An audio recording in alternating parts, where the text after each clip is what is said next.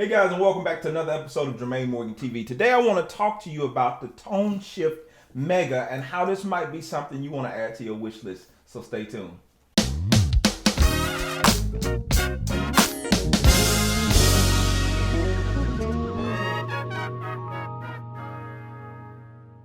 Okay, so jumping right into it, many of you may remember the video I did a few months ago talking about the MIDI Commander by Milo Audio and how I use it for live shows with Ableton and all that kind of stuff. But today I want to talk to you about this other product that they have called the Tone Shift Mega.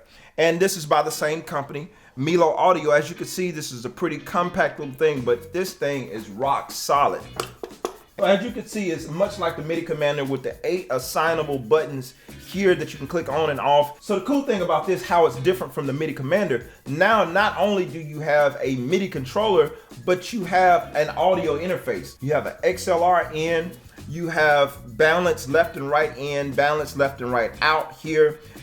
Also have 2 places for expression pedals if you like to use effects pedals and that kind of stuff. So it's really for guitar players. This is geared more towards guitar players, but for you bass players out there who are looking to get into effects pedals and that kind of thing, this is definitely the tool for you. It's an all-in-one thing, and it's pretty much how I'm using it. You have MIDI in, MIDI out, you have USB. It can be powered by USB, or you have a separate power cable that can be connected as well. So that means if you have, and one of the features of this that I love about it, you can actually use this with an iPhone or iPad. So there are apps you can download, and really most of the videos that I've seen talk about this exact thing. So I will link videos to show you exactly how to do that, how you can use your smartphone or you can use your iPad and control your sound, your effects with this particular thing. So you can use it in a live situation, or like I said, you can use it in this context of an audio interface, how I'm using it here.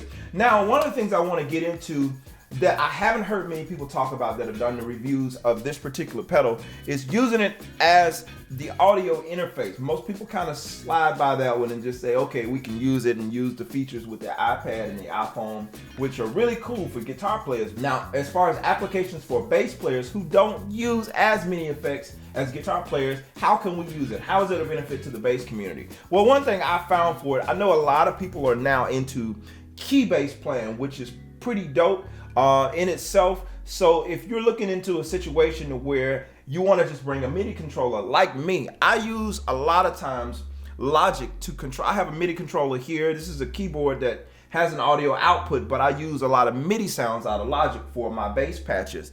And so if you want to use Logic with your computer, you can't do that without some type of MIDI connection.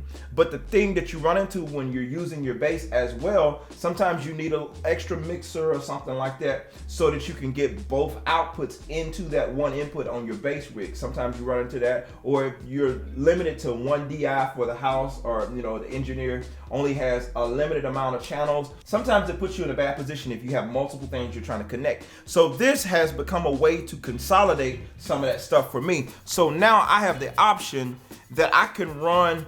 Not only can I run the keyboard, if I want to use sounds for the keyboard, I can go in through, let's say, my right channel and go in with my bass through my left channel.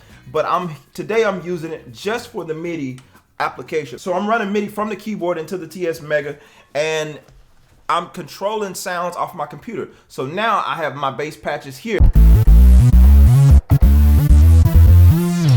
So you can see, and I can just go through and choose whatever, bass patch I want.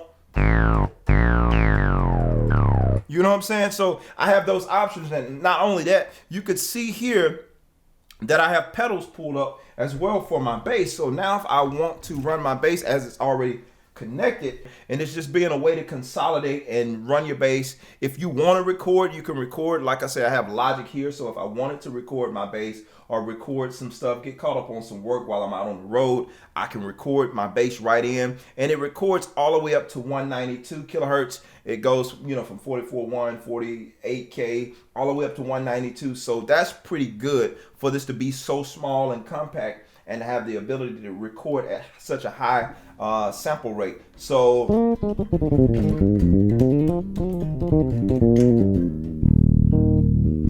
not only that, but we also have, this is one of the other things I like about it. If I'm playing in a live situation and I don't have an iPad or I don't want to use my phone and I do have my computer. So if I'm on the road more times than not, you're gonna kind of have your computer with you. So now we can utilize all the stuff we actually have with us, but have this one device that's sending out a stereo signal. Right now I'm coming out of my headphones, or you can go left out or right out, whatever works for you. But now I can control this pedal. Now I have a couple of sounds that I normally use here with the pedal, and all I have to do is pretty much go here to my instrument channel and select it. There's also a video I will link that will show you how I connected this MIDI, you know, using the pedals and that kind of thing. But I can go and choose some sounds that I normally use.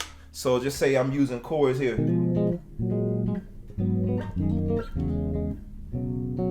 Or if I wanted to, you know, use the wah.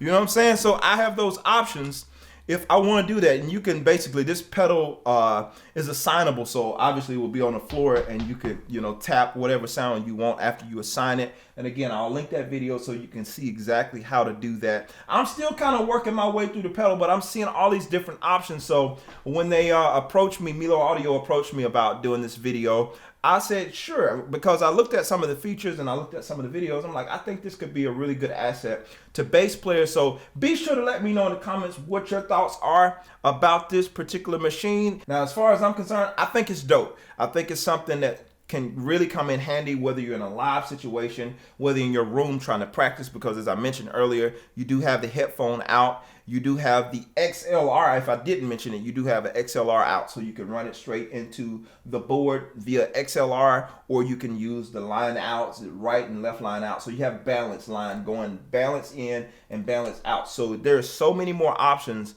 if you want to use this pedal, even if you're a keyboard player and you want to use it with the MIDI options, and you can go stereo in and stereo out. So there's so many capabilities you can do with this thing, and it's not just limited to guitar players. But do remember, you do have the option of the iPad and using it as a standalone with just your iPad or your iPhone. And that's something I think that's really kind of changing the game, and is more affordable, you know what I'm saying, for you to use this. And I'll put a link below in the description where you can go and purchase this if you find that this is something you think could be an addition to you. Now, I will note this.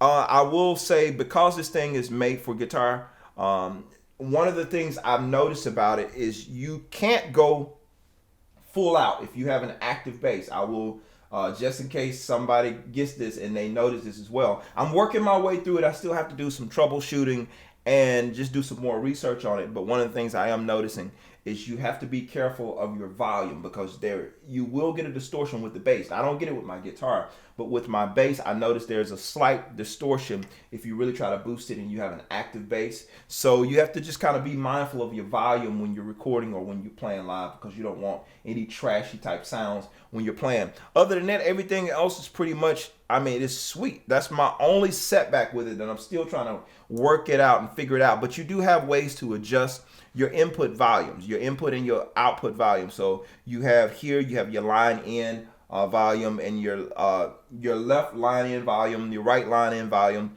and you have a boost here. If you are using a passive instrument and you want to boost it, you have a boost button here that boosts it. You can hear that click.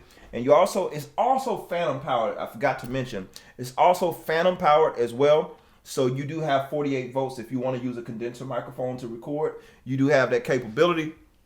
And I think I've covered everything as far as this pedal. Again, let me know in the comments what you think about it. If you think it's pretty sweet, if you think, no, I'll stick with the old school, just lugging a whole bunch of gear. And just let me know what you think. I'll be interested to hear you guys' thoughts. These are my thoughts about the pedal. I'm still kind of getting used to it. I'm still getting comfortable with it. And as soon as I get this plug for my iPhone or my iPad, I'm going to kind of, you know, see what I can do with the sounds and using it as a standalone. And maybe it might replace my pedal board. I don't know. We got to see once I get into it, once I play with it. But again, I welcome you guys' feedback, and I thank you for hanging out with me today and hearing my thoughts on the Tone Shift Mega. I'll see you guys on the next video. I'm out. Take care. Peace.